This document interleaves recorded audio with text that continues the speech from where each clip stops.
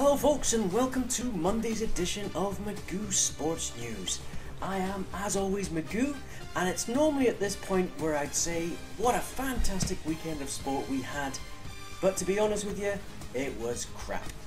My hometown took a drubbing in the first weekend of the Football League that I've been waiting so long for to start, I wish had never bothered. Anyway, I'm going to have a look at all the other sports as well, so let's get on with it. So folks, like I said, the SPL was an absolute disaster for Inverness County Thistle. I cannot believe how poor we apparently played. I listened to the game on the radio and all I heard was Chick Young saying that Inverness were rubbish and Motherwell were like Barcelona, which says a lot. To be honest, I don't particularly like Chick Young. He's a fat little bald shit, so I don't really care. We'll still do okay. Anyway, we got beaten 3-0 by Motherwell. Not all as bad as I'm making out, because we did hit the woodwork twice. If we'd have scored those goals at the time when we should have, it would have maybe been a different result. Probably not, but we'll see. Anyway, bad start for us. Not a problem. We can move on to next weekend. Other results. Aberdeen drew 0-0 with St Johnstone. They had a man sent off, Aberdeen, so they were lucky to escape. Apparently they were all over them until they got the man sent off, but they were lucky to escape with a draw. Rangers had a stuttering start as well to their campaign. First home game for Ali McCoist in sole charge of Rangers, and he draws 1-1 with Hearts. And to be honest, Hearts were the better team until they got a little bit nervous, and then Rangers scored an equaliser. So Dundee United as well drew 1-1 with Kilmarnock. So everyone seems to be drawing except for Inverness, and obviously the next result, which was Celtic beat Hibs 2-0. So I'm not going to mutter on about the Scottish Premier League anymore because I really don't care about it now. So I'll move on to the next topic. Copa America, the final, the culmination of 6 weeks worth of play, and Uruguay beat Paraguay. I have to say a big shout out to Scott E.J. who had money on Uruguay to win. Fair play to you, good call. Basically Suarez got the first goal, bit of a cracking goal, controlled the ball in the box, then took on your man, got past him, bang, in the goal. And Forlan got the other 2 goals, so great sign off for him because that's probably his last big tournament. Now, in the transfer market, few little things going on. Danny Gabidon signed for QPR. QPR have had a good weekend for signings, to be honest, because they got Danny Gabidon, who's a Premier League class central defender. Good acquisition. And also Tarab has been told that he's not allowed to be sold. I think he's okay with it, because at the end of the day, he's going to be playing for a London club. He's going to be in the Premier League. You get decent money. So what more does he want? So anyway, I think he's okay with that. And Charles and Zogbia have Aston Villa have agreed a fee with Wigan to sign Charles and Zogbia, so looking good for him. So let's go on to the Rugby League, and it was the Challenge Cup quarter-finals. Wow, what a weekend, it was amazing. Castleford first and foremost. Basically came out of the blocks running, went 12-0 up, and then Huddersfield couldn't basically catch up with them. Huddersfield, you've got to remember, were second in the Super League not so long ago, but they've dropped off form just at the right time for Castleford. So basically they won 22-18.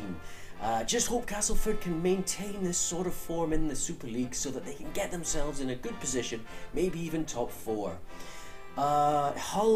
Both Hulls went out.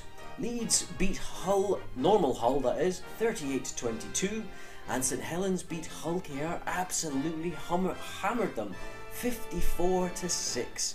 So they go through as well. The Saturday afternoon game, which was Warrington-Wigan, what a belter of a game. Wigan showing their true class. They came out all guns blazing, took an almighty lead, and Warrington just couldn't get back in the game. So Warrington, who were the strongest team earlier, are out. So the semi-final draw as well with Wigan will play St Helens, and for the 3rd time in a row, Castleford have got themselves a Yorkshire derby. Great stuff. They play Leeds, and with Leeds' form, they're doing okay, but they're a bit hit and miss. Castleford could go to the final, so go on Castleford. Now into the boxing. Tyson Fury against Derek Chisora. I'll mention this match first because it was on terrestrial TV and it was a British heavyweight championship. Now, there aren't many British heavyweights before these two guys came about. I'll explain. Derek Chisora, big black fella, like, God, this guy can hit, man. He was unleashing shots against Tyson Fury, and he unleashed so many big shots. If he connected a couple of times, and he shook Fury so much. But if he had connected more, he would have won the fight hands down. But he just wildly swung too much for this fight. Tyson Fury hit him with the jab. He's a big fella, this guy, as well, and he managed to hold on, won it on points, and goes through as champ. So he is British and I think he's British and Commonwealth champion now. Now, Fury has said, this is a bit strange, there was talk of him going on and fighting Klitschko after this fight, but he's now come out and said that he wants to win the Irish title because of his Irish parentage, and then he wants to get the European heavyweight belt, and then maybe he'll fight Klitschko. To be fair, the guy's only 23, so he's got time. In the other big fight, an Amir Khan beat Jab Zuda. He knocked him out in the 5th round. A lot of people say that it was below the belt, the punch that knocked him out. Zuda was a bit confused by it, but nonetheless, Amir Khan still retains his belts. Now he's got a potential fight against Floyd Mayweather. Go on, that's going to be a great fight. I'd love to see him fight Manny Pacquiao, who he spars with. Every crowd member would want to see that, but to be fair, Pacquiao, I think, would knock his block off. Anyway, into the Formula 1, and it was the German Grand Prix, and Lewis Hamilton won it. Great race, actually. Hamilton was jostling for the first place the whole race. Mark Webber was up there, Fernando Alonso was up there, but Lewis Hamilton came away with the win. He was under a little bit of pressure towards the end. Funny thing was, after the race, after a win, he came out and said, maybe I've got a chance to win. I don't think so, Lewis. I think it's already won by Vettel. In fact, Vettel had already won it after 3 races. I've been saying it all season. Mark my words, Magoo knows best. So, a couple more bits of minor sport, I say, but it's not really minor sport, it's still big games. Cricket, England just beaten India in the first test of the summer tour. Beaten by 196 runs as well. Although, to be fair to India, their best bowler, can't remember his name at the moment, but he got injured in the first day, so they didn't have him for the other days of the test. So that could have been a bit of a big change there. Now in the golf, and Alexander Noren won the Scandinavian Masters. He went into the last day with an 11-shot lead, so to be fair, if you're going to blow an 11-shot lead, then you're pretty much a retard. But he didn't. He held on and basically went on to win that. Sean O'Hare won the Canadian Masters. Guy hasn't won anything for 2 or 3 years, so it's a good result for him, but pretty minor tournaments in regards to the golf. Now in the snooker, Stuart Bingham came back from 8-5 down against Mark Williams in the final of the Goldfields Australian Open to win 9-8. Won the last 4 frames in a row. Absolutely shocked him, so good on him. So that's pretty much all the sport we had over the weekend, guys. It was fantastic. Didn't get to watch much myself, but that's going to change. I'll get all the sport going this week. So folks, what have we got coming up this week? Well, not a great deal actually. Luckily enough for me, there's no SPL, so I don't have to suffer so much. But we've got some qualifying for the Champions League and the Europa League. In the Champions League, Rangers play their first game. Glasgow Rangers play Malmo. It's away in Sweden. That's on Tuesday night, 7:45. Watch out also for the UEFA Europa League qualifiers as well. 3 British teams in action. First and foremost, I'll mention Heart of Midlothian play PAX, who are a Hungarian team. That's on Thursday, 7 o'clock. Now, the 2 English teams in there actually play 2 teams from Croatia. 2 teams actually from Split. Fulham play RNK Split and Stoke play Hajduk Split, both on Thursday night. So watch out for those ones, should be good. And essentially, guys, that's pretty much all the sport coming up. So I'm going to have to think of something else to do with your lives. I have no suggestions myself.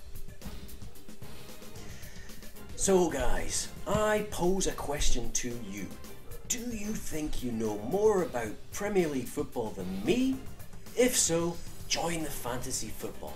Basically, I've been participating in a fantasy football league for the past 8-9 years, God knows how long, and I've done okay, but one of my friends has been absolutely amazing at it. Basically, we're going to start up the fantasy football again. Anybody is free to join. If you feel like having a dabble, throwing a few players in every week and watching the football with a bit more oomph, then basically go to the link there. I'll put it on the show as well, so you'll be able to see it below, and it's called the Shed League, but I'm going to change the name of that to the Shed League, endorsed by Magoo Sports News. Sounds a bit better, no? I think so. Anyway, if you want to join, the link's there. The group ID is 1767. The password is it's SHED. So give it a lash, guys. See if you can beat me. See if you can beat the consecutive 3-time champion, Paulie. He's done so well. Should be good. It starts, obviously, you can sign up for it now and choose your team, but it's for the English Premier League, so it doesn't start till August the 15th, so watch out for that. So folks, that's everything for today. What a great weekend of sport. I absolutely loved the shit out of it, even though I didn't watch any of it. I loved the shit out of talking about it just now. So I'm going to go and drown my sorrows because my crap football team, with all this memorabilia here, did absolute bollocks. Oh well, never mind, there's always next weekend.